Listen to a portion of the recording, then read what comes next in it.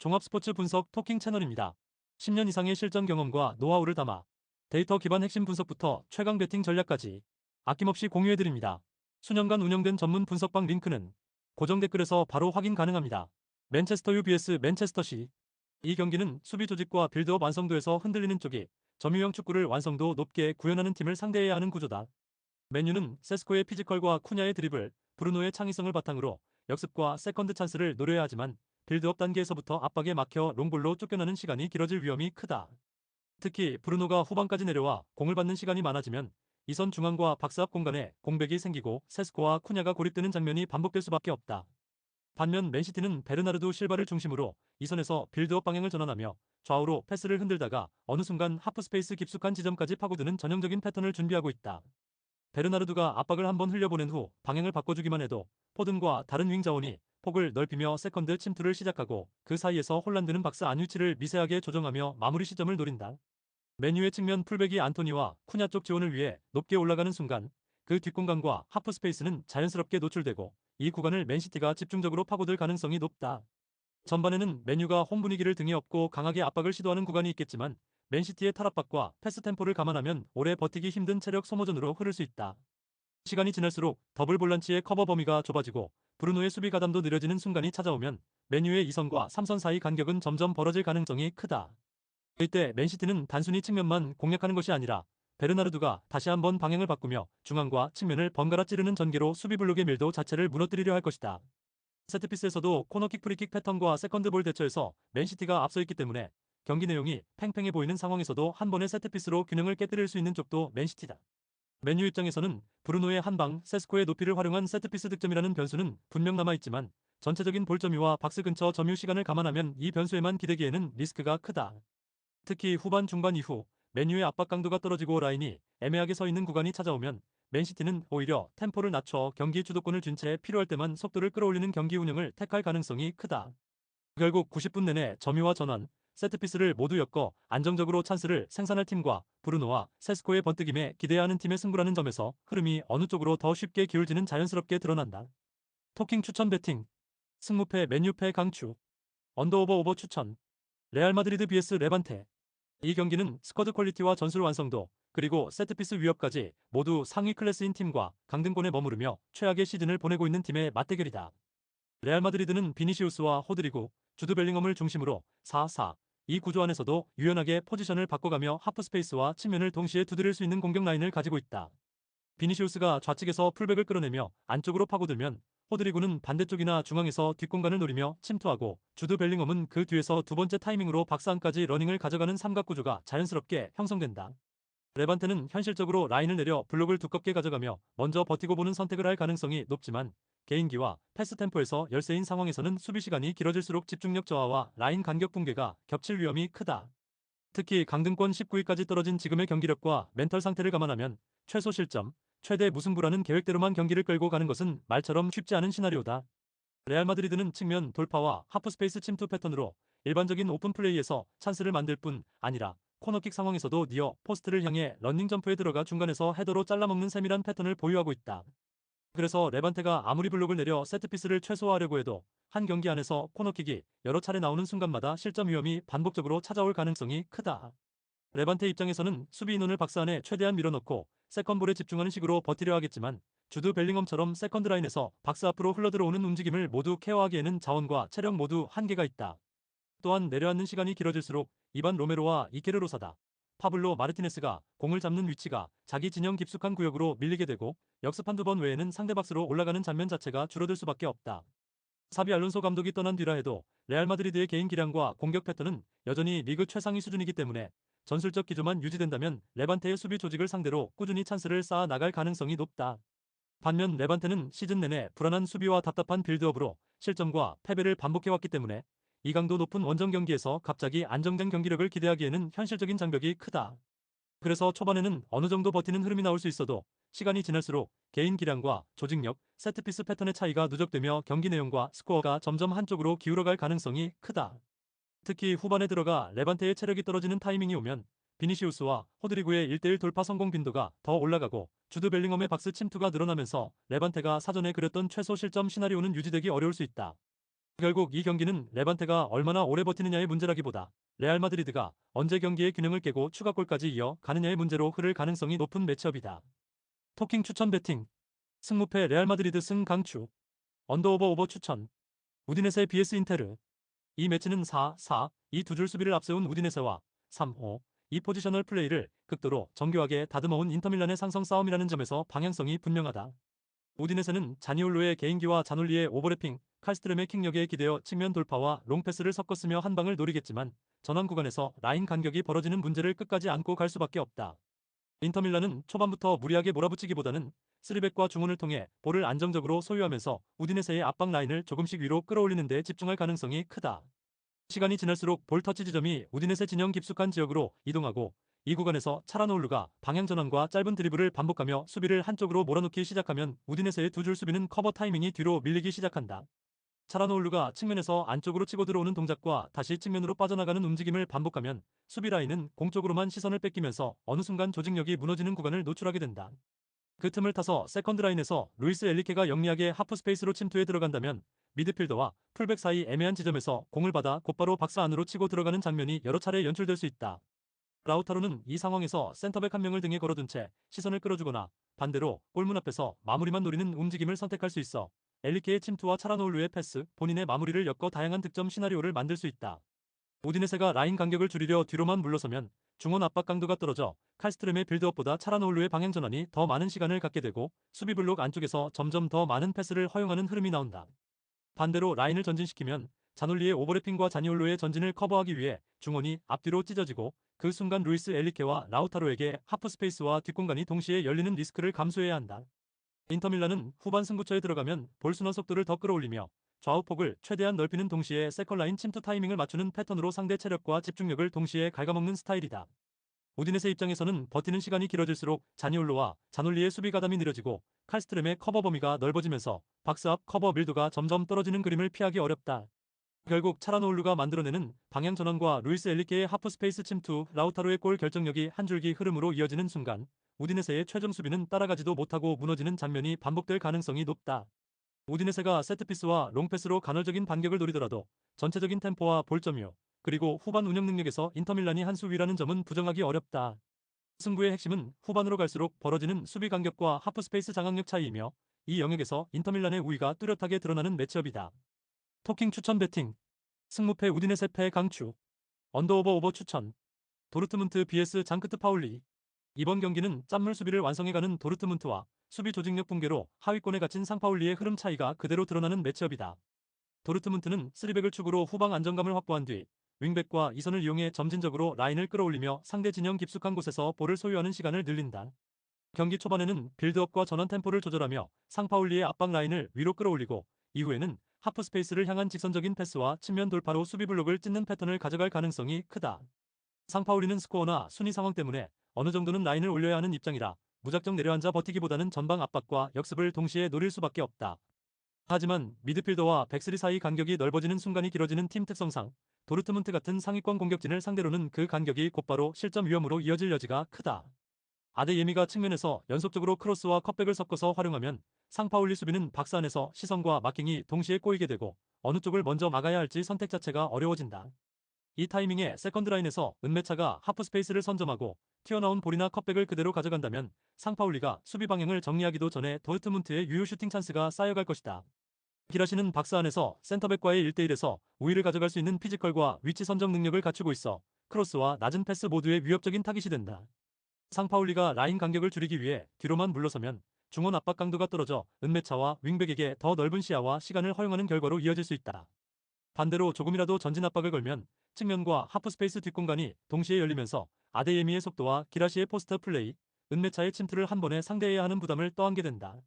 도르트문트는 짠물 수비 구조를 유지한 상태에서 필요한 순간에만 전방 압박 강도를 끌어올리며 위험 구간을 최소화하는 경기 운영을 가져갈 가능성이 높다. 상파울리는 세트피스나 롱볼 상황에서 아웃턴지, 어빈을 활용한 한 방을 노리겠지만 조직적인 라인 유지와 세컨볼 경쟁에서 계속 밀리면 공격보다 수비에 에너지를 쏟아붓는 시간이 더 길어질 수밖에 없다. 결국 양팀의 수비 조직력만 비교해도 오늘 경기의 방향은 어느 정도 그려진다. 짠물 수비를 바탕으로 실점 자체를 억제하고 있는 도르트문트와 수비 불안으로 강등권에 머무는 상파울리의 대비는 이 경기에서 스코어와 내용 모두 한쪽으로 기울 가능성이 높다는 메시지를 던진다. 토킹 추천 배팅. 승무패 도르트문트 승 강추. 언더오버 언더 추천. FC 켈른 vs 마인츠오. 이번 매치는 전반보다는 후반, 특히 막판으로 갈수록 어느 쪽이 더 집요하게 페널티 박스를 두드릴 수 있느냐가 승부의 핵심축이 된다. 켈른은 3백 위에 형성된 3-4-3 구조를 바탕으로 중원에서 볼을 한 번만 정리하면 즉시 측면으로 방향을 틀고 카민스키의 돌파와 낮은 크로스로 라그나르 아헤를 찾는 단순하지만 강도 높은 플래너를 반복할 것이다. 이 과정에서 후세인 바시치는 전반에는 수비 가담과 빌드업에 더 많은 에너지를 쏟다가 후반으로 갈수록 세컨드 라인에서 점점 더 공격적으로 전진하며 하프 스페이스를 장악하는 움직임을 통해 두 번째 공격 파동을 만들어낼 것으로 예상된다. 반면 마인츠는 아미리와 이재성을 중심으로 중원에서 템포를 조절하면서 흘러바위의 뒷공간 침투를 활용해 역습과 빠른 전개를 노리겠지만 경기 내내 동일한 강도로 압박과 커버를 유지하기에는 체력 부담이 만만치 않다. 그래서 전반에는 양팀 모두 중원에서 힘겨루기를 벌이면서 세트피스와 중거리 슈팅, 박스 근처 크로스를 통해 서로의 골문을 시험해보는 팽팽한 흐름이 이어질 가능성이 크다. 그러나 시간이 지날수록 켈르는 자기 경기장 분위기를 등에 업고 점점 더 과감하게 측면에서 승부를 보려 할 것이고 카민스키의 돌파 빈도와 크로스 횟수는 후반으로 갈수록 오히려 늘어나는 쪽에 가깝다. 이때 마인츠 수비 라인은 전후반 내내 많은 커버와 압박을 반복해야 하므로 후반 막판에 들어가면 자연스럽게 발이 무거워지고 박스 안에서 낮은 크로스를 처리가 한 박자씩 늦어지는 장면이 증가할 수밖에 없다. 바로 이 구간에서 라그나르 아헤가 제공권과 피지컬을 앞세워 수비수와의 경합에서 우위를 점하고 흘러나온 세컨드볼을 후세인 바시치가 하프 스페이스에서 다시 주어 슈팅 찬스로 연결하는 그림이 설득력 있게 그려진다. 결국 켈르는 후반 막판까지 페널티 박스를 파고드는 패턴을 멈추지 않으며 카민스키의 낮은 크로스와 후세인 바시치의 세컨드 라인 가담을 통해 마인츠의 지친 수비를 상대로 절호의 득점 기회를 거듭 만들어낼 가능성이 높다. 마인츠도 역습과 세트피스를 통해 한두 번은 위협적인 장면을 만들 수 있겠지만 체력 저하와 라인 간격 붕괴가 본격화되는 후반 막판에는 승점 1점이라도 지키기 위해 점점 더 뒤로 물러나는 선택을 할 여지가 크다. 이렇게 되면 상대적으로 라인을 유지하며 계속해서 박스를 두드리는 쪽이 추가골의 확률을 가져가기 때문에 경기 흐름 자체는 켈른이 후반 막판 스코어를 비틀어 승리를 끌고 오는 그림으로 기울 수 있다. 득점 양상도 켈른이 주도권을 잡고 기회를 더 많이 만드는 가운데 마인츠가 역습 한 방으로 맞받아칠 여지를 남겨두는 형태라 완전히 잠겨있는 저득점보다는 한두 골 이상은 충분히 나올 수 있는 경기로 해석하는 편이 자연스럽다. 토킹 추천 배팅. 승무패 켈른 승 강추. 언더오버 오버 추천. 함부르크 vs 엠글라트바흐. 이 경기는 같은 3-4-3을 쓰면서도 공수 밸런스와 후반 마무리 구간 운영 방식에서 뚜렷한 대비를 보여주는 두 팀의 맞대결이다. 함부르크는 다운스와 로콩가를 중심으로 뒤에서부터 안정적으로 전개를 풀고 파비오 비에이라가 전방 삼각형의 연결고리 역할을 맡아 찬스를 만들어내는 구조다. 전방 구간에서는 점유율과 빌드업에서 나쁘지 않은 그림을 그릴 수 있지만 라인을 높게 유지하는 특성 탓에 전원 상황에서 수비 뒷공간이 노출되는 장면이 반복되는 편이다. 특히 윙백이 동시에 올라가 있는 타이밍에 볼을 잃으면 쓰리백이 넓은 폭을 혼자 커버해야 해 타바코비치 같은 타깃형 스트라이커를 감당하기가 쉽지 않다. 반면 글라트바흐는 타바코비치라는 확실한 기준점을 두고 그 주변에 노이아우스와 엥게라르트를 배치해 세컨볼과 하프 스페이스를 동시에 공략하는 구조를 갖추고 있다. 경기가 후반 승부처 타이밍으로 갈수록 박스 주변의 공격 숫자를 늘리고 페널티 박스 안팎에 두세 겹의 공격선을 깔면서 상대 수비를 계속해서 압박하는 스타일이 강하다. 노이하우스가 측면에서 안쪽으로 꺾어 들어가며 수비를 안으로 끌어당기고 다시 바깥으로 내주는 패턴이 반복되면 엥게라르트는 세컨드 라인에서 타이밍을 맞춰 하프 스페이스 침투를 시도하며 문전 혼전을 유도한다. 이 장면에서 타바코비치가 제공권을 장악해 떨어뜨리는 볼을 엥게라르트가 마무리하거나 세컨볼을 회수한 뒤 세 번째 러너가 슈팅각을 만드는 그림이 충분히 그려진다. 함부르크 입장에서는 이런 패턴이 후반 60분 이후 계속 누적될 경우 체력 저하와 함께 수비 집중력이 떨어지며 박스 안에서의 실수로 이어질 위험이 크다. 공격 템포와 볼 점유에서는 어느 정도 맞불을 놓을 수 있겠지만 박스 안밀도와 세컨볼 대처 능력에서의 차이가 시간이 지날수록 서서히 스코어로 드러날 가능성이 높은 매치업이다. 토킹 추천 배팅. 승무패 함부르크 패주력. 언더오버 오버 추천. 호펜하임 vs 레버쿠젠. 이 경기는 29득점을 기록 중인 공격 라인과 34득점으로 더 폭발적인 공격력을 보여주는 공격 라인이 맞붙는 구도다. 호펜하임은 램펄과 아슬라니를 앞세워 전방에서 버티는 힘과 박스 안 존재감을 보여줄 수 있지만 전환 국면에서 더블 볼란치와 수비 라인의 간격이 벌어지는 약점이 뚜렷하다. 아부둘라후가 이 선에서 볼을 풀어줄 수 있다 하더라도 공을 잃는 순간 하프 스페이스 뒷공간이 열리는 구조라 상대가 컵백과 이열 침투를 반복해 들어오는 팀일수록 더 힘들어질 수밖에 없다. 반면 레버쿠젠은 테리어와 틸만이 좌우에서 각각 하프 스페이스와 터치라인을 오가며 수비를 흔들어주고 알레이스 가르시아가 깊은 위치에서부터 템포를 조절하며 전진 패스를 공급하는 팀이다. 특히 후반 승부처 타이밍에 들어서면 레버쿠젠은 하프 스페이스 공략 빈도를 극단적으로 높여가며 좌우 폭을 넓게 사용하다가 한순간에 중앙으로 파고드는 전개를 즐겨 쓴다. 이때 틸만이 측면에서 드리블 돌파를 성공시키고 컵백을 선택하는 순간 호펜하임의 수비 간격은 크게 벌어지게 되고 뒷라인과 미드필더 사이의 공간이 비어버리는 장면이 만들어진다. 그 타이밍에 세컨드 라인에서 알레이스 가르시아가 박스 안쪽 혹은 박스 경계로 정확하게 침투해 들어간다면 골키퍼가 손쓸 틈도 없는 깔끔한 마무리 슈팅각이 열릴 수 있다. 득점력 지표에서도 레버쿠젠이 우위를 점하고 있는 상황에서 후반에 갈수록 하프 스페이스 침투와 컵백 패턴이 누적된다면 호펜하임의 수비 조직은 점점 더 버티기 힘든 흐름으로 밀려갈 가능성이 크다. 그래도 호펜하임 입장에서는 초반부터 롱볼과 세컨볼 싸움을 통해 백삼을 흔들며 변수를 만들 수 있는 카드가 남아있지만 그 과정에서 라인을 과도하게 올리면 역으로 뒷공간을 내주는 리스크를 감수해야 한다. 반면 레버쿠젠은 점유와 위치 선정으로 상대를 지치게 만들다가 후반에 하프 스페이스와 컵백 콤비네이션으로 퀄리티 있는 마무리를 만들어내는 패턴이 이미 자리 잡혀 있다. 때문에 90분 전체 흐름을 놓고 보면 공격 완성도와 후반 마무리 능력, 그리고 전술적 상성까지 모두 레버쿠젠 쪽으로 기울어지는 그림이 더 선명하다. 토킹 추천 배팅. 승무패 호펜하임 패 강추. 언더오버 오버 추천. 볼프스부르크 vs 하이덴하임. 이번 경기는 공격 템포와 볼 순환 속도를 후반까지 끌고 갈 수 있는 팀과 경기당 2.25 실점을 허용하며 강등권으로 떨어진 수비 조직이 맞붙는 구조다.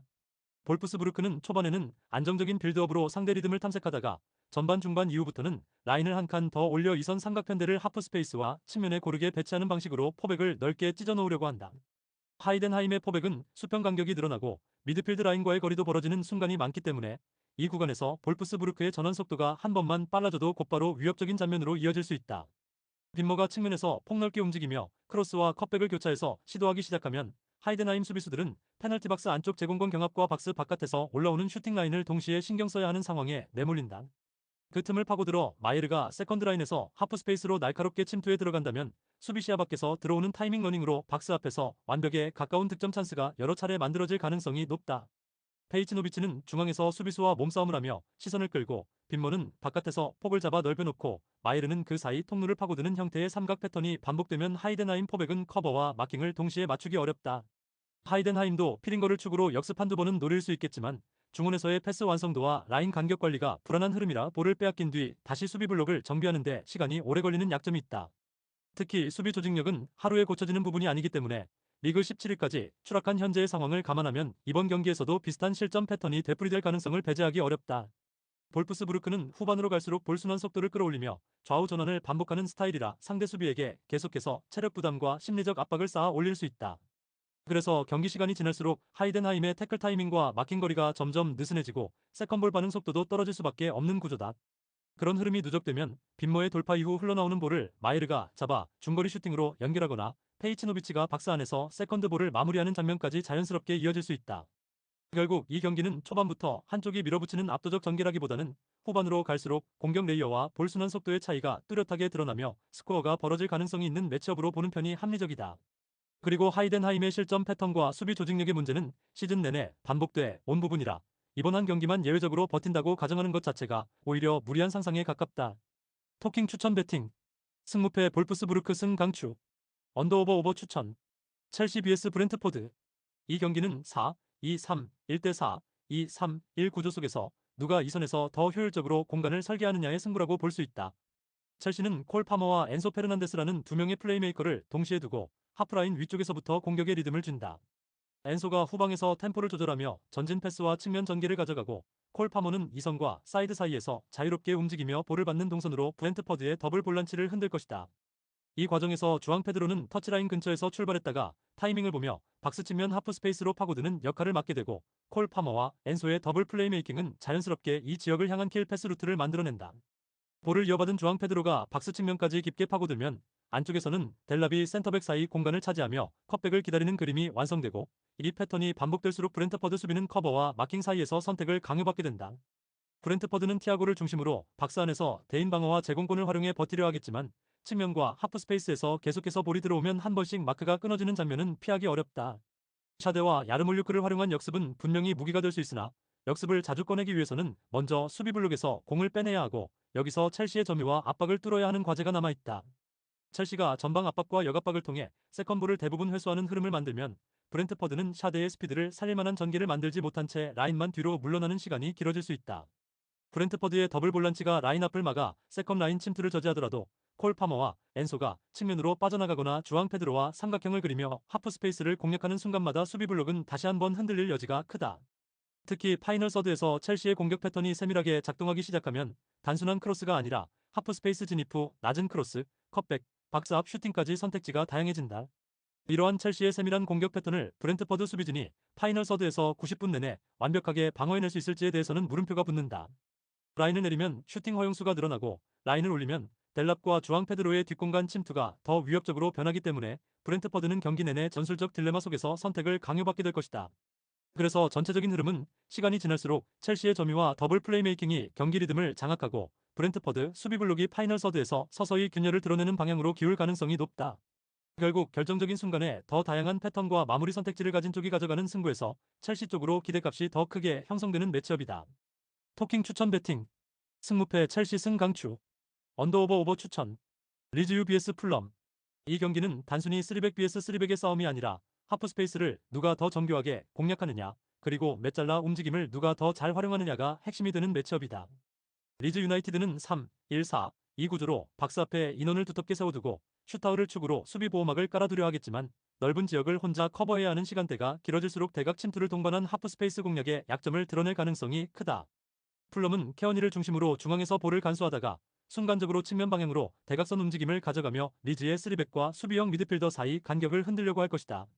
이때 케어니가 페널티 박스 측면 하프스페이스로 침투해 들어가면 리즈 3백 수비진은 볼과 라울 히메네스 그리고 케어니의 움직임을 동시에 신경 써야 하는 상황에 몰리고 한 발만 늦어도 박스 안팎 모두에서 프리맨이 발생할 수 있다. 전형적인 장면은 이렇다. 중앙에서 케어니가 볼을 받고 템포를 조절하다가 갑자기 대각선 방향으로 측면 하프 스페이스를 파고들고 그 타이밍에 윌슨이나 다른 측면 자원이 바깥 폭을 넓혀 수비 주의를 분산시킨다. 그러면 3백 한 명은 측면을 신경 쓰고 또 한 명은 박스 안 나올 히메네스를 잡느라 시선을 빼앗기고 남은 한 명과 슈타우가 케어니의 침투를 늦게 따라가는 그림이 만들어지면서 박스 안쪽에서 히메네스에게 연결되는 결정적 패스가 열리는 구조다. 케어니가 이 하프 스페이스 침투 타이밍을 정확히 맞춘다면 낮은 크로스나 컷백 한 번으로도 라울 히메네스에게 완벽한 득점 찬스를 공급할 수 있고 이는 리즈 수비진이 파이널 서드에서 끝까지 통제하지 못할 위험 요소로 작용할 수 있다. 또한 풀럼은 교체 카드에서도 공격 미드필드 쪽에 변화를 줄 수 있는 자원이 풍부해 후반 중반 이후에도 케어니와 비슷한 역할을 수행할 수 있는 자원을 투입하거나 히메네스 주변을 더 날카로운 타입으로 둘러싸는 선택이 가능하다.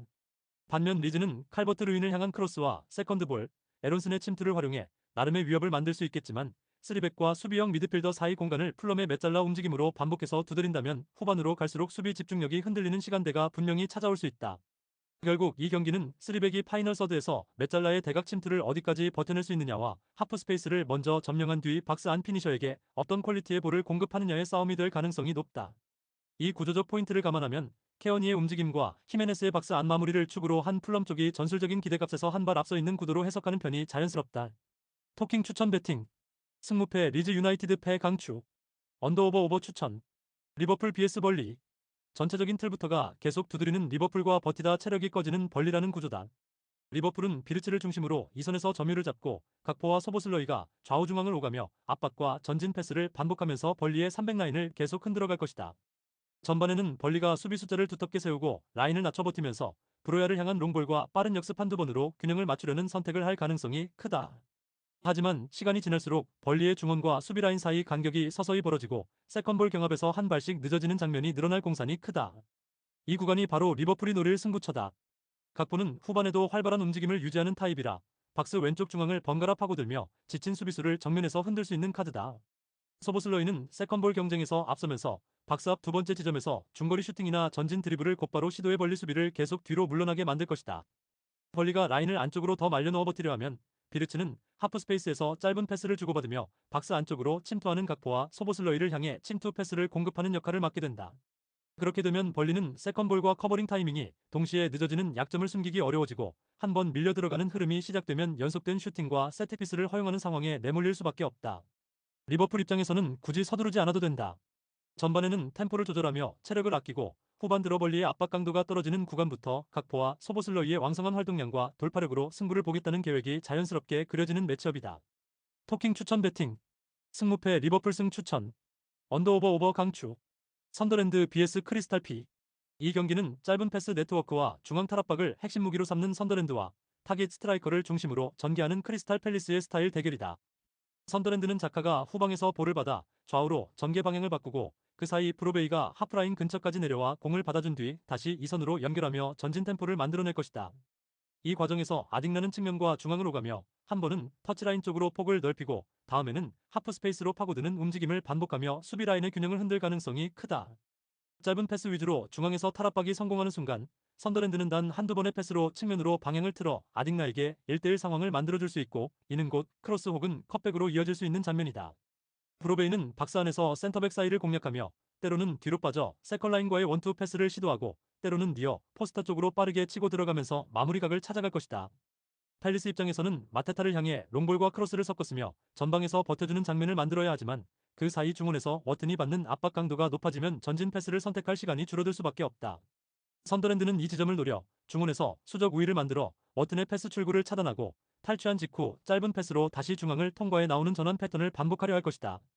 특히 아딕나가 전환축 역할을 제대로 수행하면 측면에서 수비를 끌어낸 뒤 안쪽으로 치고 들어가거나 반대로 라인 바깥으로 빠져 크로스 타이밍을 가져가면서 수비를 계속 흔들 수 있다.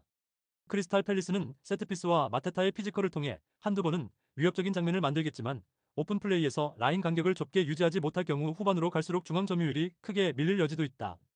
또한 팰리스의 윙백이 전진했다가 볼을 잃는 상황이 반복되면 아딕나 쪽으로 전환되는 역습 상황에서 뒷공간이 크게 열리며 수비 라인이 뒤에서부터 쫓아가는 경합을 강요받을 가능성이 크다. 선더랜드는 교체 카드에서도 공격적인 옵션들을 투입해 후반 중후반에도 전방 압박과 탈압박 템포를 유지할 수 있다는 점이 큰 이점이다. 반면 팰리스는 체력 저하 구간에서 수비 집중력이 떨어지면 마테타에게 공이 전달되기 전 단계에서 자꾸 턴오버를 내주는 전개 불안이 다시 고개를 들 수 있다. 때문에 전체적인 경기 흐름은 선더랜드가 중앙과 측면을 연계한 짧은 패스 전개로 볼 점유율과 지역 점유율을 동시에 가져가고 팰리스는 간헐적인 롱볼과 세트피스로 균형을 맞추려는 그림으로 흘러갈 공산이 크다.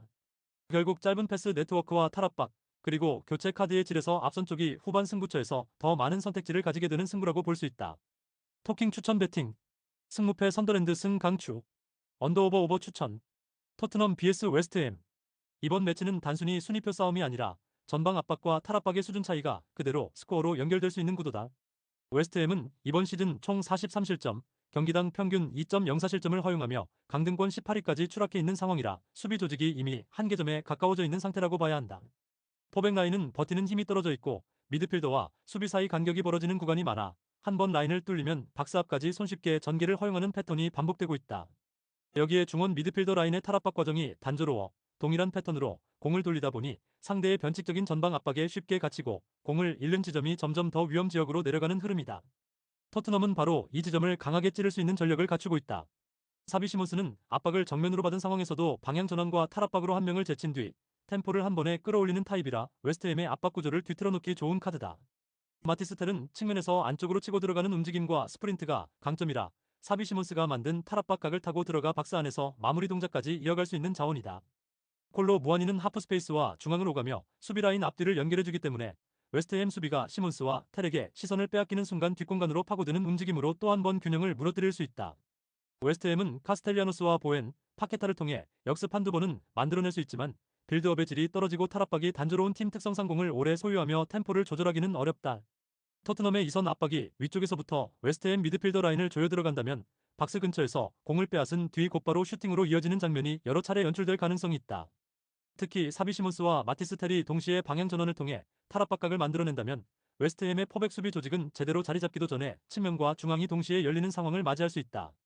이렇게 되면 토트넘의 간결한 공격 루트가 전방에서 연속적으로 가동되면서 웨스트햄의 포백은 경기 내내 라인을 정리하지 못하고 끊임없이 뒷걸음질 치는 그림이 그려진다. 점유와 전환, 압박과 탈압박의 완성도를 종합하면 이번 매치는 웨스트햄이 토트넘의 공격 템포와 간결한 전개를 90분 동안 꾸준히 감당해내기에는 구조적으로 부담이 너무 큰 구도다. 토킹 추천 배팅. 승무패 토트넘 승 강추. 언더오버 오버 추천. 마요르카 vs 빌바오. 이 경기는 기본적으로 섬지역이라는 특수한 원정 환경과 공중전에서의 우위가 그대로 접점이 되는 매치업이다. 마요르카는 제주도나 울릉도처럼 바람과 습도, 미묘한 기압차까지 포함해 섬 경기장만의 공기에 완전히 익숙한 팀이고, 반면 빌바오는 장거리 비행과 이동 동선의 피로를 안고 들어오는 입장이라 출발선부터 몸 상태에서 차이가 날 수밖에 없다. 피로 누적은 곧 반박자 느린 반응과 압박 강도의 저하로 이어지기 때문에 평소 빌바오가 보여주던 전방 압박과 템포 높은 축구가 이 원정에서는 처음부터 끝까지 유지되기 어렵다는 전제를 깔고 볼 필요가 있다. 마요르카는 이를 알고 있다는 듯 라인을 크게 올리기보다는 4-4, 이 두 줄 수비를 촘촘하게 세워두고 상대의 실수를 기다렸다가 무리치 쪽으로 직선적인 공중 패스를 보내는 플래너를 반복할 가능성이 크다. 안토니오 산체스와 사무 코스타는 중원에서 세컨볼 경합과 압박, 탈압박 이후 전진 패스까지 겸하며 빌바오 미드필더들이 장거리 이동 여파로 움직임이 둔해지는 타이밍을 집요하게 노릴 것이다. 특히 이날 경기에서 가장 눈에 띄는 장면은 코너킥과 프리킥 상황에서 나올 가능성이 높다. 마요르카는 무리치를 이어 포스트로 빠르게 침투시키며 런닝 점프를 통해 중간 지점에서 방향을 잘라먹는 세트피스 패턴을 즐겨 사용하는데, 이 패턴은 수비 입장에서 한번 타이밍이 어긋나는 순간 그대로 실점으로 이어질 수 있는 고난도 상황이다. 빌바오 입장에서는 원정 피로와 함께 이런 공중전 싸움을 90분 동안 버텨야 한다는 점에서 체력과 집중력 관리에 상당한 스트레스를 받게 된다. 그래서 전반에는 어느 정도 서로의 컨디션과 템포를 확인하는 탐색전이 이어지겠지만, 시간이 흐를수록 마요르카가 자신들의 페이스로 경기를 끌고 가며 세트피스와 롱볼, 세컨볼 위주의 흐름으로 바꿔놓을 가능성이 높다. 빌바오는 니코 윌리엄스와 3세트를 통해 빠른 전환과 기술적인 돌파를 시도하겠지만, 섬 원정 특유의 피로감이 누적되는 후반으로 갈수록 순간적인 폭발력과 압박 복귀 속도가 떨어질 위험을 피하기 어렵다. 반면 마요르카는 경기장 환경과 기후 조건에 익숙하기 때문에 후반에도 비교적 일정한 템포로 공중전과 세컨볼 싸움을 이어가며 빌바오 수비 라인의 실수를 기다리는 쪽에 더 가깝다. 이때 한 번의 코너킥이나 세트피스에서 무리치가 이어 포스트로 달려들어가 헤더로 잘라먹는 장면이 연출된다면, 단순히 득점 한 번으로 끝나는 것이 아니라 이후 빌바오의 멘탈과 템포까지 무너뜨리는 결정적인 스위치가 될 수 있다. 장거리 원정에서 스코어가 뒤처지는 팀 입장에서는 무리하게 라인을 올려야 하는 심리적 압박이 커지는데, 이 과정에서 마요르카는 역습과 2차 세트피스로 추가 득점을 노릴 수 있는 구조를 갖게 된다. 결국 섬 원정의 피로, 공중전의 매치업, 그리고 세트피스 디테일까지 종합해보면 이 경기는 마요르카가 경기장 환경적인 핸디캡을 자신들에게 유리한 무기로 바꾸며 승부를 끌고 갈 가능성이 더 높은 한 판으로 그려진다. 득점 양상 역시 마요르카의 세트피스와 빌바오의 한두 번 역습 정도가 교차하는 형태가 유력해 큰 난타전보다는 타이트한 스코어 안에서 공중전의 한 방이 승부를 갈라놓는 그림이 자연스럽다. 토킹 추천 배팅. 승무패 마요르카 승 강추. 언더오버 언더 추천. 아약스 vs GA 이글스. 이 경기는 홈에서 강한 화력을 보여주고 있는 아약스와 중원 간격 관리에서 어려움을 겪고 있는 고 어헤드 이글스의 맞대결이라는 점에서 상성이 꽤 분명하다. 아약스는 4-3-2-1 구조 안에서 중원셋을 활용해 안정적으로 공을 돌리다가 글러브와 클라센이 전방으로 동시에 올라타며 템포를 올리는 순간 상대 블록을 와르르 무너뜨릴 수 있는 팀이다. 반면 고 어헤드 이글스는 미드필더 간격이 넓게 벌어지는 구간이 많아 수비에서 공격으로 전환되는 타이밍마다 세컨볼을 자주 내주고 중앙 장악력이 떨어지는 문제가 반복되고 있다. 그래서 중원에서 공이 한번 튀어나왔을 때 공보다 먼저 반응해 전방으로 스위칭하는 팀을 만나면 자연스럽게 슈팅과 박스 침투를 허용하는 장면이 늘어난다. 아약스의 에이스 글로우는 바로 그 틈을 빠르게 공략하는 유형으로 느슨해진 미드필더 라인 사이를 파고들어 공을 받거나 직접 드리블로 전진하면서 곧장 전방으로 침투하는 데 능하다. 글로우가 그 간격을 찢어놓는 순간 돌베르는 중앙에서 수비수들을 끌어안고 서 있고, 클라세는 박스 안으로 늦게 침투해 세컨 찬스까지 노릴 수 있어 수비 입장에서는 모두 마킹하기 벅찬 상황이 된다. 고 어헤드 이글스가 라인을 유지하기 위해 뒤로만 물러서면 중원에서의 압박 강도가 떨어져 글로우에게 더 많은 시간과 공간을 내주는 결과로 이어질 수 있다. 반대로 라인을 끌어올려 중원 압박에 힘을 실으면 다시 미드필더 간격과 최종 수비 간격이 넓어져 글러브와 돌베르, 클라센에게 뒷공간을 내주는 악순환에 빠질 위험이 크다. 아약스는 홈에서 공격 템포를 올릴 타이밍을 확실히 알고 있고 박스 근처에서의 패턴 플레이가 잘 정리되어 있어 고 어헤드 이글스의 느슨한 라인 간격을 여러 차례 시험해 볼 수 있는 구조다. 특히 전반 중반 이후부터는 중원에서 잃어버린 볼이 다시 아약스 쪽으로 흘러들어가는 장면이 많아질 가능성이 높고, 그때마다 빠른 패스 교환과 침투로 박스 앞까지 곧장 진격하는 그림이 예상된다. 고 어헤드 이글스도 스미트를 축으로 한 빠른 역습과 한두 번의 세트피스로 반격을 노릴 수는 있겠지만, 전반부터 중앙 간격 관리에 실패한다면 수비 쪽 체력과 집중력이 일찍 소모될 위험이 있다. 전체적인 상성을 고려하면 이 경기는 볼 점유와 중원 지배, 박스 근처에서의 완성도 모두에서 아약스 쪽으로 무게 중심이 쏠릴 수밖에 없는 흐름이라고 보는 편이 자연스럽다. 또한 홈 경기장에서의 자신감과 득점 페이스를 감안하면 아약스가 한 골에 만족하기보다는 추가골까지 노리며 공격 템포를 유지할 가능성이 높은 한 판이다. 토킹 추천 배팅. 승무패 아약스 승 강추. 언더오버 오버 추천. 알시랑스 vs AJ 옥세르. 이번 경기는 경기당 1.82득점포를 터뜨리며 선두까지 치고 올라간 공격 템포를 유지하는 쪽과 27실점을 허용하며 강등권으로 추락한 수비 조직이 맞붙는 구조다. 프랑스는 이미 파리 생제르맹을 제치고 리그 1위에 올라선 만큼 에두아르 토빈 토마손을 중심으로 한 전방 라인이 자신감과 리듬을 모두 갖춘 상태에서 경기 초반부터 강한 압박과 빠른 전환을 시도할 가능성이 높다. 전개 과정에서는 토마손이 중원 깊은 위치에서 공을 받아 중앙 미드필더 간격이 벌어진 오세르의 틈을 집요하게 파고들며 한 번은 하프 스페이스로 한 번은 측면으로 방향을 바꿔 수비 라인을 끌어낼 것이다. 그 순간 토비는 터치라인과 하프 스페이스를 오가며 풀백과 센터백 사이 공간을 찢어놓고 에두아르는 박스 중앙에서 수비 뒷공간과 앞공간을 동시에 위협하는 움직임으로 마무리각을 노린다. 오세르는 마라를 축으로 역습 상황에서 한두 번은 날카로운 장면을 만들 수 있겠지만 키즈미르와 오우수가 중원 간격을 끝까지 정리해주지 못한다면 하프 스페이스는 계속해서 열릴 수밖에 없다. 그래서 전반부터 랑스가 점유율과 위협 지표에서 우위를 가져가며 박스 부분에서의 슈팅 볼륨을 꾸준히 쌓아갈 가능성이 크고 선제골을 터뜨릴 확률도 랑스 쪽에 더 기울어져 있다. 선제 실점 이후에도 오세르는 라인을 올려 반격을 시도할 수밖에 없는데 이때 중원과 수비 라인 간 간격이 더 벌어지면서 하프 스페이스 돌파를 연달아 허용하는 악순환이 이어질 위험이 크다. 리그 1위 팀다운 기동력과 공격 사인의 완성도를 생각하면 랑스는 한 골에 만족하기보다는 두 번째, 세 번째 득점까지 노리며 압박 강도를 쉽게 낮추지 않을 가능성이 크다. 반대로 오세르는 수비 조직이 이미 흔들린 상태에서 스코어를 따라가야 하는 입장이라 라인을 조절할 여유가 없고 그 과정에서 박스 앞 세컨볼과 컵백 수비가 더 무너질 소지가 있다. 결국 이 경기는 랑스의 공격 퍼포먼스를 오세르의 불안한 수비 조직이 90분 내내 감당하지 못하고 무너질 가능성이 높은 매치업으로 보는 편이 훨씬 설득력 있는 그림이다. 토마손이 벌어진 중앙 미드필더 간격을 계속 두드리며 수비 라인을 끌어내고 그 공간을 에두아르와 토빈이 번갈아 파고드는 구조라면 페널티 박스 부근에서 결정적인 슈팅각이 수월하게 만들어질 수밖에 없다. 토킹 추천 배팅 승무패 랑스 승 강추 언더오버 오버 추천 나폴리 vs 사수올로 이 경기는 시간이 지날수록 박스 주변에 얼마나 많은 공격 자원을 쌓아 올릴 수 있느냐 그리고 그 상황에서 얼마나 집중력 있게 마무리까지 연결하느냐가 핵심이 될 가능성이 크다. 나폴리는 초반부터 라인을 높게 세우기보다는 중원에서 경기 흐름을 통제하면서 점점 페널티 박스 근처에 공격 숫자를 늘려가는 방식으로 상대를 압박하는 경향이 강하다. 노아랑은 왼쪽 측면에서 드리블과 컷신을 반복하며 수비를 흔들고 크로스와 컷백을 섞어 공급하는 동안 상대 수비수들은 계속 방향 전환과 마킹 전환에 쫓기게 된다.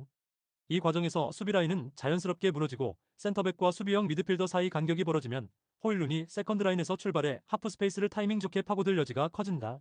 맥토미니는 그 뒤를 한 박자 늦게 따라 들어가며 세컨드 볼을 노리고 흘러나온 볼에 과감히 발을 갖다 대거나 박스 안 혼전 상황에서 추가 슈팅 기회를 만들어내는 역할을 수행할 수 있다. 시간이 흐를수록 나폴리는 측면 윙백까지 함께 올라가 박스 주변에 인원을 집중시키기 때문에 크로스 한 번이 막혀도 세컨드 볼과 세 번째 볼까지 연속해서 슈팅각을 찾는 장면이 반복될 가능성이 높다. 반면 사수올로는 낯선 경기장에서 라인을 내리고 버티는 상황이 길어질수록 심리적으로 더 위축되어 과감한 탈압박과 전진 패스를 시도하지 못하는 패턴을 자주 보여왔다. 피나몬티와 파데라가 역습에서 한 번씩 변수를 만들 수는 있겠지만 마티치가 넓은 지역을 커버해야 하는 구조에서는 수비 블록 앞 공간을 완벽하게 봉쇄하기가 쉽지 않다. 특히 노아랑이 측면에서 크로스와 컷백을 꾸준히 공급하는 동안 사수올로 수비 라인은 계속해서 흔들리며 간격이 벌어질 것이고 그 흐름을 읽은 호일룬이 하프 스페이스를 파고들면 골문 앞에서 승부를 결정지을 수 있는 장면이 여러 차례 나올 수 있다. 사수올로 입장에서 가장 큰 리스크는 실점 이후 라인이 더 내려앉고 공격 숫자를 충분히 가져가지 못한 채 단순 롱볼에 의존하는 패턴이 반복된다는 점이다. 나폴리가 이런 흐름을 읽고 경기 후반으로 갈수록 박스 앞 인원을 더 늘린다면 크로스나 세컨드볼 상황에서 추가 득점을 노릴 수 있는 여지도 충분하다. 결국 전술 구조와 공격 패턴, 그리고 낯선 경기장에서의 심리 상태까지 종합하면 이 매치는 시간이 지날수록 나폴리가 더 깊게 박스 앞을 점령하며 주도권을 줄 가능성이 높은 흐름으로 볼 수 있다. 토킹 추천 배팅 승무패 나폴리 승 강추 언더오버 오버 추천 노팅엄 vs 아스날 FC 이번 맞대결은 애초에 객관적인 전력 차이가 크게 벌어진 상태에서 시작되는 경기다. 노팅엄은 이고르 제수스를 축으로 한 4-2-3-1에서 허드슨 오도이와 깁스 화이트의 창의성을 바탕으로 한 방을 노리는 구조를 가져갈 가능성이 크다.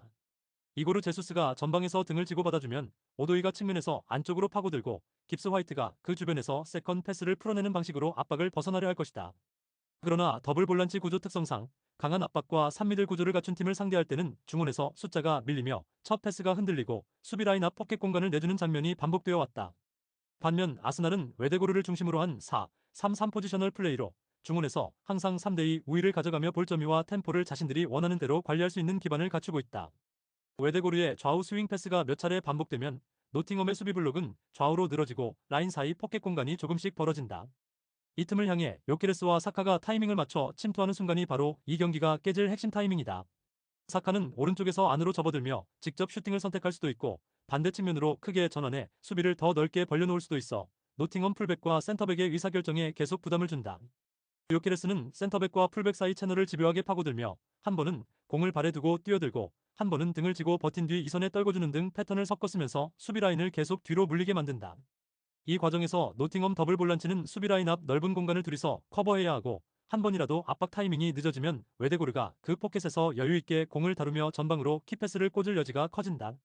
노팅엄이 라인을 올려 전방에서부터 강하게 압박을 걸면 그 순간에는 아스날도 실수를 할 수 있지만 뒷공간이 넓게 열리는 대가를 치러야 한다. 요케레스와 사카에게 이 공간이 허용되는 순간 경기 양상은 순식간에 아스날 쪽으로 기울어질 수 있다. 반대로 노팅엄이 라인을 내리고 버티는 선택을 하면 90분 내내 박스 근처에서 압박을 견디며 세컨볼과 세트피스를 감당해야 하는데, 이 또한 전력 차이를 고려하면 체력 집중력 측면에서 버티기 쉽지 않은 미션이다. 결국 포켓 공간을 누가 더 잘 만들고 그 공간을 향해 누가 더 정확하게 침투하느냐의 싸움에서 현재 전술 완성도와 개인 기량을 감안했을 때 아스날 쪽이 훨씬 앞서 있다고 보는 편이 현실적이다. 토킹 추천 배팅. 승무패 노팅엄패 강추. 언더오버 오버 추천. 오사수나 vs 레알 오비에도. 이 경기는 같은 4-2-3-1 구조지만 이선 퀄리티와 박스 근처에서 전개를 풀어내는 완성도에서 차이가 분명하게 드러나는 매치업이다. 오사수나는 아이마르 오로조와 루벤 가르시아라는 두 플레이메이커를 중심으로 콤팩트한 간격을 유지한 상태에서 짧은 패스를 주고받으며 하프 스페이스를 공략하는 패턴을 꾸준히 보여왔다. 볼이 중앙에서 측면으로 빠졌다가 다시 안쪽으로 들어오는 순간 두 선수는 번갈아가며 페널티 박스 측면 하프 스페이스를 침투해 들어가 수비 라인 사이를 찢어놓는다. 이때 부디미르는 수비 라인과 한 줄 뒤에서 움직이며 크로스, 컷백, 세컨볼까지 모두 노릴 수 있는 위치를 잡고 있고, 한 번만 정확한 볼이 전달되면 곧바로 마무리까지 연결할 수 있는 골게터다. 반면 오비에도는 이미 28실점을 허용하며 20위까지 떨어져 있을 정도로 수비 조직력이 크게 흔들리고 있고, 포백이 박스 근처에서 하프 스페이스 침투를 제대로 통제하지 못하는 흐름이 이어지고 있다.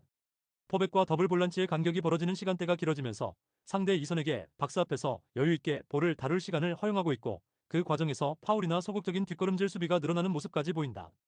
이 구조 속에서 오사수나의 플레이메이커 콤비는 페널티 박스 주변에서 유기적인 2대1 원투 패스를 자주 시도하며 수비의 시선을 한쪽으로 끌어놓고 반대 방향 침투를 통해 오프사이드 트랩을 절묘하게 돌파해 들어가는 움직임을 보여준다. 오비에도 수비진 입장에서는 한 번 시선이 흔들리고 라인 컨트롤이 깨지는 순간 박스 안과 그 앞 지역을 동시에 내줄 수밖에 없는 상황이 반복될 가능성이 높다. 알렉스와 콜롬바토가 중원에서 최대한 버틴다 해도 측면과 하프 스페이스를 동시에 커버해야 하는 구간에서는 세컨볼 방어와 박스 앞 대인 방어까지 챙기기 어려운 구조다. 오비에도의 경우 수비 블록이 정비되기 전 상대에게 파이널 서드 진입을 허용하는 장면이 잦고, 이때 두 번째 세 번째 움직임까지 동반되는 팀을 만나면 실점 리스크가 급격히 올라간다. 오사수나는 이런 수비 구조의 약점을 노려 전반부터 하프 스페이스를 적극적으로 두드리며 박스 앞에서 원투 패스를 빠르게 주고받는 패턴으로 포백을 끌어내리고 빈 공간을 찾아 들어갈 가능성이 크다. 특히 페널티 박스 주변 지역에서 이루어지는 유기적인 2대1 원투 패스와 상대 수비 시선을 교란한 뒤 오프사이드 트랩을 절묘하게 돌파해 들어가는 무브먼트는 수비 집중력이 떨어진 팀에게 매우 까다로운 패턴으로 작용한다. 이런 흐름이 전반부터 이어진다면 오비에도는 이미 어려운 순위 상황 속에서 또다시 실점 부담을 안고 경기를 끌려가는 그림을 피하기 어려운 매치업이다. 결국 이 경기는 하프스페이스 장악력 박스 앞 콤비네이션 마무리 결정력이라는 세 가지 축에서 모두 우위를 점할 수 있는 쪽이 오사수나라는 점이 핵심이다. 그래서 전술 구조와 최근 흐름을 함께 놓고 보면 오비에도 수비진 입장에서는 정말 버티기만 해도 어려운 양상의 경기 내용이 펼쳐질 가능성이 높은 한 판으로 보는 편이 합리적이다. 토킹 추천 배팅. 승무패 오사수나 승주력. 언더오버 오버 추천. 라이프치히 vs 바이에른 뮌헨. 이 경기는 초반 압박 싸움보다 시간이 지날수록 어느 쪽이 하프 스페이스를 더 효율적으로 쓰느냐가 승부를 가를 가능성이 크다. 라이프치히는 높은 라인과 전방 압박을 바탕으로 상대 빌드업 초반을 흔들어 보려 할 것이다. 카르도주에게 빠르게 전진 패스를 넣고 바움가르트너가 주변 세컨드볼과 틈을 동시에 노리면서 좌우 측면이 한 번에 올라붙는 장면을 만들어내면 초반에는 나름의 위협을 줄 수 있다. 하지만 라인을 높게 유지하다가 한 번 압박이 풀리는 순간 하더 한 명이 커버해야 하는 범위가 지나치게 넓어지고 중원과 수비 라인 간거리가 벌어지는 문제가 드러날 가능성이 크다. 바이에른 뮌헨은 이 지점을 기다리듯 후반 중반 이후부터 측면 공격 비중을 의도적으로 끌어올리는 팀이다. 올리세가 터치라인을 따라 깊게 내려가 드리블로 상대 풀백을 묶어놓은 뒤 수비형 미드필더와 센터백 시선을 동시에 끌어당기고 타이밍을 재서 컷백을 날카롭게 선택하는 패턴을 만들어낸다. 이때 수비 블록이 공쪽으로 쏠리면서 중앙의 간격이 벌어지면 고레츠카가 세컨드 라인에서 박스 안쪽 하프 스페이스로 정확히 파고들어 케인과 함께 숫자 우위를 형성한다. 케인은 수비수 사이 공간을 교묘하게 이용해 위치를 잡고 올리세의 컷백이나 풀백의 낮은 크로스를 받아 슈팅각을 만드는데 탁월하기 때문에 박스 안에서 한 번 각을 허용하면 곧바로 실점으로 이어질 위험이 크다. 라이프치히가 전방 압박과 빠른 전환으로 맞불을 놓더라도 후반으로 갈수록 체력이 떨어지고 라인 간격이 넓어지는 구간에서는 바이에른 뮌헨의 측면 중앙 연결 패턴을 버텨내기가 쉽지 않다. 결국 올리세의 터치라인 돌파와 컷백, 고레츠카의 하프 스페이스 침투, 케인의 마무리가 한 줄로 이어지는 순간이 여러 번 나올 수 있는 매치업이고, 이때마다 박스 안 수적 우위가 곧바로 유효슛으로 연결될 공산이 크다. 전술 완성도와 후반 승부 조절 능력을 모두 고려하면 경기 시간이 길어질수록 바이에른 뮌헨 쪽으로 흐름이 기울어지는 그림이 훨씬 자연스럽다. 토킹 추천 배팅.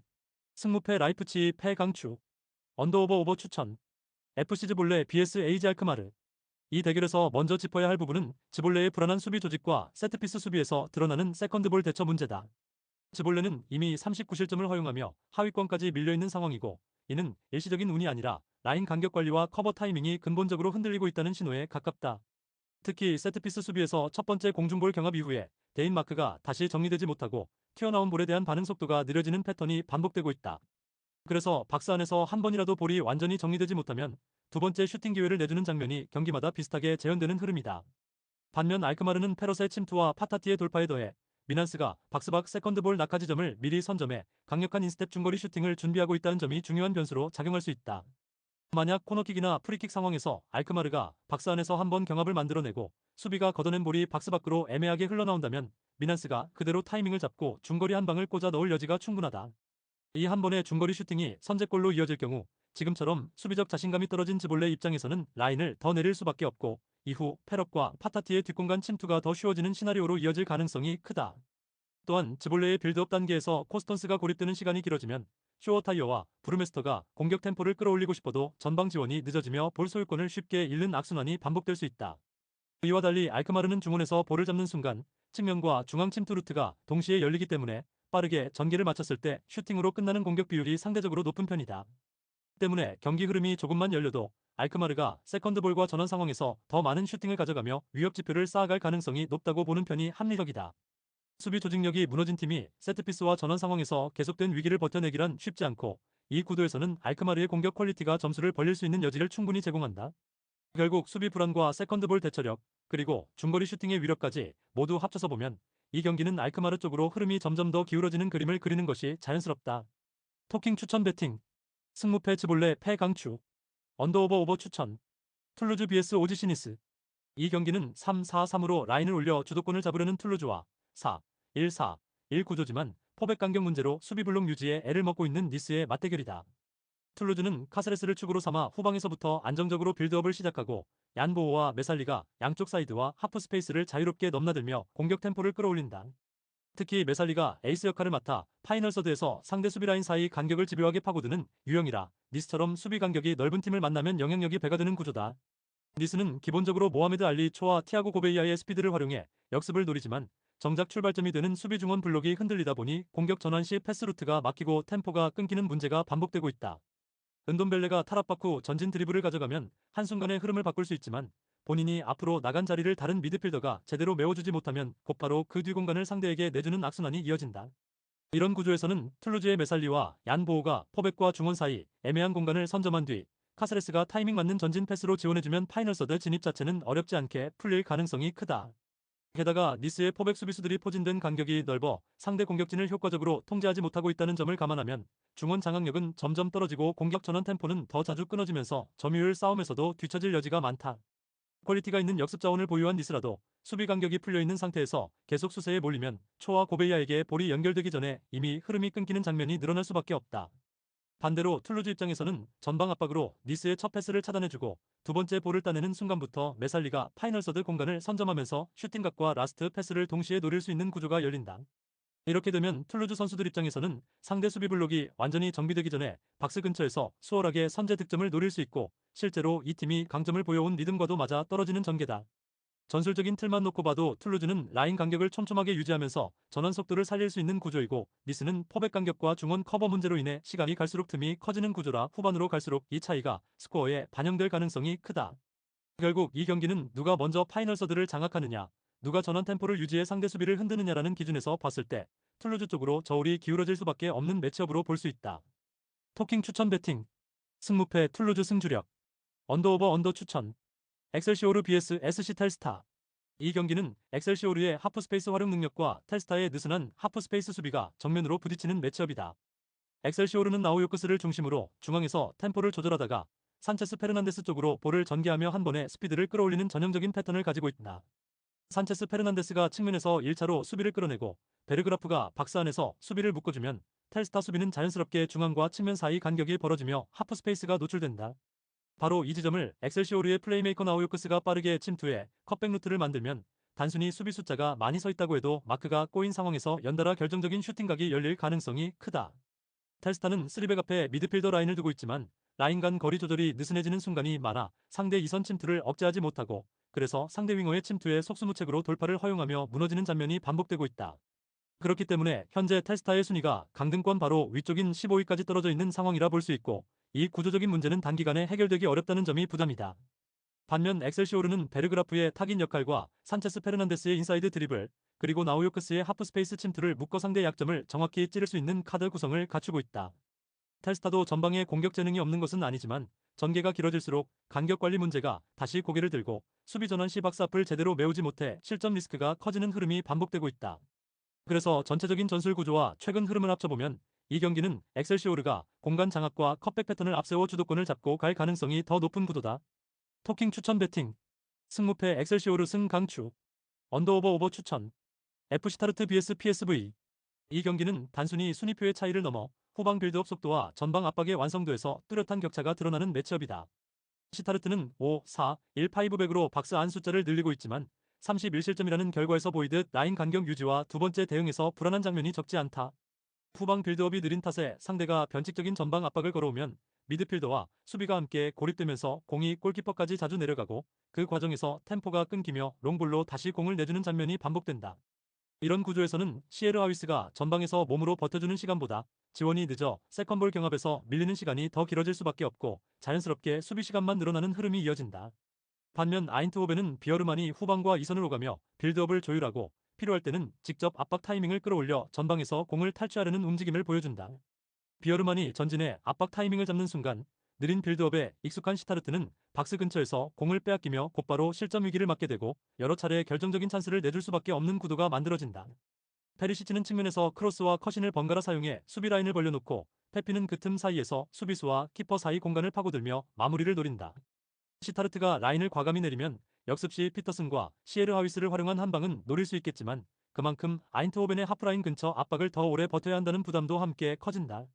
또한 시타르트는 후반으로 갈수록 체력과 집중력이 함께 떨어지는 흐름을 보여왔기 때문에 경기 시간이 길어질수록 수비 블록이 점점 벌어지며 추가 실점 가능성이 높아질 수밖에 없다. 아인트호벤 입장에서는 초반부터 템포를 끌어올려 상대 빌드업을 끊어놓기만 해도 전후반에 걸쳐 꾸준히 득점 기회를 생산해 나갈 수 있는 매치업이라고 볼 수 있다. 토킹 추천 배팅. 승무패 시타르트패 추천. 언더오버 오버 강추. 칼리아리 vs 유벤투스. 이 매치는 단순히 상하위권의 맞대결을 넘어서 삼성과 수비라인 사이 간격 관리에 실패하고 있는 팀과 그 틈을 파고드는데 특화된 이선을 보유한 팀의 상성 싸움에 가깝다. 칼리아리는 4-3-3으로 중원을 3명으로 채우고 있지만, 경기 리듬이 빠르게 오르내리는 구간에서 미드필더 라인이 앞뒤로 쏠리며 최종 수비 라인과의 간격이 과도하게 벌어지는 문제가 고질적으로 드러난다. 특히 수비형 미드필더가 볼을 따라 앞쪽으로 튀어나간 뒤 라인 복귀가 늦어지는 순간 그 뒤에 넓게 비는 공간을 상대 이선이 자유롭게 점유하며 터닝과 패스 선택을 여유있게 가져가는 장면이 반복되고 있다. 그래서 상대 이선 자원들이 그 지역에서 고개를 들고 다음 선택을 준비하는 동안 칼리아리 수비 라인은 박스 근처에서 수동적으로 라인을 내리기만 하다가 타이밍을 놓치는 장면이 자주 나온다. 이런 구조를 상대로 유벤투스의 일디지가 중앙 미드필더 진영으로 내려와 볼을 받아 한 번 방향을 전환해준다면 그 순간부터 칼리아리의 약점은 그대로 노출된다. 일디지가 방향을 바꾸며 측면과 중앙을 동시에 위협하는 패스를 선택하고, 데이비드가 수비 라인 뒷공간을 향해 절묘한 라인 브레이킹 무브먼트를 보여준다면 가동한 벌어져 있던 미드필더와 수비 라인 사이 간격은 곧바로 치명적인 약점으로 변한다. 수비 조직이 재정비되기 전에 데이비드가 골키퍼와 1대1로 마주하는 장면이 여러 차례 연출될 수 있는 그림이라 칼리아리가 90분 내내 실점 위기를 견뎌내기에는 구조적으로 부담이 큰 구도다. 미레티는 그 사이에서 빌드업과 압박 가담을 동시에 가져가며 칼리아리의 역습 시도 자체를 중원에서 잘라내는 역할을 맡게 될 가능성이 높다. 칼리아리가 킬릭소이와 지토 루본보의 속도를 살려 역습 한 방을 노리려 해도 아도포가 수비 앞을 넓게 커버해야 하는 부담이 커지는 순간 다시 한번 라인 간격이 흔들리고 이선 앞 공간이 열리는 악순환이 반복될 여지가 크다. 유벤투스 입장에서는 굳이 라인을 무리하게 올리지 않고도 일디즈와 미레티를 중심으로 중원에서 볼 점유를 유지하면서 칼리아리의 간격 붕괴를 기다리는 여유까지 가질 수 있는 매치업이다. 시간이 지날수록 체력과 집중력에서 앞서는 쪽은 일관된 조직력을 유지하는 유벤투스 쪽일 가능성이 높고, 압박 강도와 전환 속도에서도 격차가 점점 더 커질 수 있다. 칼리아리가 세트피스나 롱볼을 통해 한두 번은 골문을 위협할 수 있겠지만, 오픈 플레이에서 이선과 최종 라인 사이 넓은 공간을 계속 내주는 이상 실점 가능성이 더 가파르게 올라가는 그림을 피하기 어렵다. 결국 이 경기는 칼리아리가 구조적인 간격 문제를 단기간에 해결하지 못하는 한 유벤투스의 일디즈를 축으로 한 이선 플레이와 데이비드의 라인 브레이킹이 반복될수록 스코어가 자연스럽게 한쪽으로 기울어질 가능성이 높은 승부다. 토킹 추천 배팅. 승무패 칼리아리 패 강추. 언더오버 오버 추천. 베티스 vs 비아레알. 이 경기는 두 팀 모두 뚜렷한 한두 가지 공격 루트에 의존하는 경기 양상이 강해 초반부터 화끈하게 오버페이스로 달릴 만한 구조는 아니다. 베티스는 안토니의 측면 터치라인 돌파를 통해 페널티 박스 안쪽 하프 스페이스를 공략하며 낮은 크로스와 컷백으로 에르난데스와 포르날스에게 슈팅 찬스를 만들어줄 가능성이 크다. 하지만 안토니의 돌파가 막히는 순간에는 중원이 다시 안전한 패스 위주로 돌아가며 템포를 낮추는 경향이 있어 전방 압박 수위가 높지 않은 경기에서는 슈팅 수가 폭발적으로 늘어나기 어렵다. 비아레알은 제라르 모레노와 다니 파레오를 중심으로 페널티 박스 주변에서 빠른 템포의 2대1 원투 패스를 주고받으며 박스 안 공간을 파고드는 루트를 준비하고 있다. 이 조합이 성공하면 한두 차례는 박스 안에서 위협적인 장면을 만들 수 있겠지만 이외의 공격 플랜이 뚜렷하지 않다는 점이 공격 다양성을 크게 제한한다. 또한 양팀 모두 후반 교체 카드에서 드라마틱한 공격력 강화를 기대하기 어려운 스쿼드 구성을 갖고 있어 시간대가 지나도 전술적 그림이 크게 바뀌지 않을 가능성이 높다. 그래서 전후반 90분 동안 경기 템포는 오르내림이 있더라도 전체적으로는 루즈한 흐름이 길게 이어질 공산이 크다. 베티스 입장에서는 무리해서 라인을 올리다 역습에 노출되기보다는 안토니의 측면 칼날만 살려 안정적으로 경기를 관리하려 할 것이고 비아레알 역시 원정이라는 점을 감안해 무리한 압박보다는 효율적인 찬스 위주로 접근할 가능성이 높다. 두 팀 모두 수비 라인이 완전히 무너지는 스타일은 아니고 오히려 공격 패턴이 한정되어 있기 때문에 득점이 나더라도 스코어가 크게 벌어지지 않는 방향으로 흘러갈 여지가 크다. 특히 시간이 지날수록 두 팀 모두 먼저 큰 리스크를 지고 나설 이유가 없다는 판단을 하게 되면 마지막 구간에서는 오히려 라인을 다소 내리고 실점 방지에 더 신경 쓰는 보수적인 운영이 나타날 수 있다. 그래도 각 팀의 에이스들이 한 번씩은 위협적인 장면을 만드는 능력을 갖추고 있기에 완전히 침묵하는 영의 경기보다는 서로 조심스럽게 주고받는 1골 안팎의 공방전 정도로 정리될 가능성이 더 현실적이다. 결국 양팀의 전술적 선택과 스쿼드 구조를 종합하면 다득점 난타전보다는 큰 리스크를 피하면서 준비된 패턴만 확인하는 쪽에 가까운 경기 그림을 예상하는 편이 합리적이다. 토킹 추천 배팅. 승무패 무승부 강추. 언더오버 언더 추천. NAC 브레다 vs 네이메헌. 브레다는 시즌 내내 중앙 빌드업이 느리게 돌아가는 약점이 반복되고 있고 이번 경기에서도 3-4, 1-2의 박세영 중원이 과하게 안전한 선택만 하면서 공격 템포를 끊어먹을 소지가 크다. 수마노가 전방에서 버티며 기점 역할을 하더라도 두 번째 세 번째 패스가 옆으로만 돌면 결국 상대 수비는 라인을 재정렬하고 브레다의 공격은 하프라인 근처에서 맴도는 장면이 늘어날 수밖에 없다. 홀트비가 경험을 바탕으로 후방과 전방을 연결해주기는 하지만 볼을 자주 발밑에 두고 플레이하는 스타일이라 템포 자체를 폭발적으로 끌어올리는 타입은 아니다. 결국 브레다가 중앙에서 볼을 오래 소유하는 것처럼 보여도 실제로는 상대 수비 블록을 깨는 직선적인 패턴이 부족한 것도는 점유에 그칠 위험이 크다. 반면에 네이메어는 우아이사가 중원에서 공을 잡는 순간 한 템포 빠르게 전진 패스나 전개를 선택해 전체 템포를 끌어올리는 움직임이 뚜렷하다. 체리가 이선 사이 공간에서 공을 받으면 측면 윙백과의 원투 패스나 하프 스페이스 침투를 동시에 활용해 수비 라인을 흔들고 곧바로 오가와 쪽으로 컷백 혹은 로빙 패스를 시도하는 그림이 자연스럽게 떠오른다. 브레다의 느린 중앙 순환으로 인해 상대 수비가 라인을 정비할 시간을 벌어주는 반면 네이메어는 몇 번의 패스 만에 박스 근처까지 도달하는 대비 구조가 선명하다. 그래서 후방 빌드업 구간에서는 브레다가 공을 오래 쥐고 있을 수 있지만 실제 위협 지수는 네이메온 쪽이 훨씬 높게 형성될 가능성이 크다. 또한 브레다의 윙백이 전진했다가 공을 빼앗기는 순간 역습에서 우아이사와 체리가 빠르게 템포를 올리면 좌우 하프 스페이스가 동시에 무너질 수 있다. 이 과정에서 오가와의 박스 안 움직임과 마무리 능력이 더해지면 네이메온이 짧은 시간 안에 유효 슈팅을 여러 차례 가져갈 수 있는 그림이 그려진다. 브레다가 세트피스 수비에서 마킹 전원에 흔들리는 장면을 자주 노출한다면 체리의 킥 퀄리티와 네이메온의 제공권 자원들은 오히려 세트피스 상황에서 추가적인 득점 기회를 확보할 여지도 있다. 우아이사가 템포를 올리면서 패스를 빠르게 돌리는 옵션을 선택한다면 브레다의 수비 라인은 박스 근처에서 버티지 못하고 간격이 벌어지는 장면이 늘어날 수밖에 없다. 전반에는 브레다가 버티더라도 후반으로 갈수록 중앙 체력 부담과 라인 간격 관리 문제 때문에 네이메온의 전개 속도를 따라가기 힘들 가능성이 높다. 종합하면 이 매치는 템포와 전개 속도, 박스 근처에서의 창의성 차이가 승부를 갈라놓을 수 있는 구도이며 그 흐름은 네이메온 쪽으로 기울어져 있다고 보는 편이 합리적이다. 토킹 추천 배팅. 승무패 브레다 패 강추. 언더오버 오버 추천. 앙제스 CO vs 마르세유. 이 경기는 득점력과 수비 조직력 모두에서 마르세유가 뚜렷하게 우위에 있는 구조다. 앙제는 발로군의 침투와 아클리오체 골로빈의 조합을 통해 중앙에서 한 번씩은 날카로운 장면을 만들 여지가 있지만 그 전에 수비 라인이 먼저 흔들릴 위험이 크다. 특히 좌측 풀백의 복귀가 늦어 측면 뒷공간이 반복적으로 열리고 있어 상대가 이 구간을 정확히 겨냥하기만 하면 비슷한 실점 패턴이 다시 재현될 소지가 많다. 마르세유는 바로 이 약점을 파고들 수 있는 선수 구성을 갖추고 있다. 수비에서 공을 탈취하는 순간 호이비에르는 복잡하게 돌리지 않고 간단한 전진 패스로 그린우드 쪽으로 시선을 돌려줄 가능성이 높다. 그린우드는 우측에서 볼을 받아 안쪽으로 파고들며 왼발 슈팅각을 볼 수도 있고 바깥으로 치고 나가며 좌측 풀백 뒤 공간을 찢어놓는 돌파를 선택할 수도 있다. 앙제 좌측 수비의 복귀 타이밍이 조금만 늦어지는 순간 그린우드는 이 뒷공간으로 곧장 침투해 박스 근처까지 파고들며 컷백 루트를 만들 것이다. 이때 골문 앞에서는 오바메양이 니어 포스트와 센터백 사이 애매한 지점에서 움직이며 수비 집중력을 시험할 것이고, 반대편에서는 다른 공격 자원이 파버려진 공간으로 침투해 세컨드 찬스를 노릴 수 있다. 앙제가 라인을 내리면 발로군이 고립되어 역습 한 방에 의존해야 하고, 라인을 올리면 좌측 뒷공간이 더 크게 열리는 딜레마에 놓이기 때문에 90분 내내 안정적인 블록 유지는 쉽지 않다. 반면 마르세유는 기본적인 점유와 위치 선점으로 상대 체력을 빼놓은 뒤 점점 그린우드 쪽으로 공격 비중을 실어 앙제 좌측 라인을 집중적으로 두드릴 수 있는 팀이다. 시간이 지날수록 앙제 수비진의 체력이 떨어지고 좌측 풀백의 복귀 속도는 더 느려질 것이고, 바로 그 구간이 마르세유 입장에서는 승부를 마무리 지을 수 있는 타이밍이 된다. 그린우드가 불안한 좌측 측면 공간으로 반복해서 침투해 컷백 루트를 만들어낸다면 골문 앞에서 결정적인 득점으로 마무리하는 장면이 연달아 연출될 가능성이 충분하다. 득점 지표와 전술적 상성, 그리고 양팀의 전체적인 시즌 흐름을 합쳐보면 경기 내용이 자연스럽게 마르세유 쪽으로 기울어질 확률이 높다는 해석이 설득력 있다. 토킹 추천 배팅. 승무패 앙제패 강추. 언더오버 오버 추천. 구독, 좋아요, 알림 설정. 토킹 가족방에서 더 많은 혜택을 만나보세요. 가족방은 고정 댓글의 링크를 통해 문의하세요. 감사합니다.